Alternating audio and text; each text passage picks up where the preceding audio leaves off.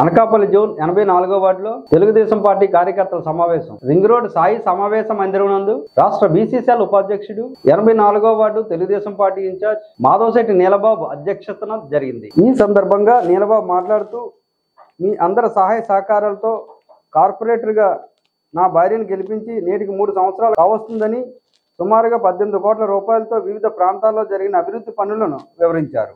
అధికారం లేకపోయినప్పటికీ అధికారుల సహాయ సహకారాలతో నిధులు మంజూరు అయ్యాయని, భవిష్యత్తులో తెలుగుదేశం పార్టీ అధికారంలోకి వస్తే మరింత అభివృద్ధి చేసుకునే అవకాశం కలుగుతుందని అన్నారు.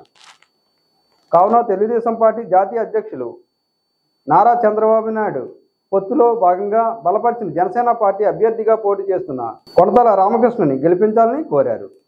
ఈ సందర్భంగా 84వ వార్డు సీనియర్ కార్యకర్తలు పలువురు మాట్లాడుతూ, తెలుగుదేశం పార్టీకి ఎప్పటి నుండో సేవలు అందిస్తున్న కార్యకర్తలను గుర్తించి తగు న్యాయం చేయాలని కోరారు.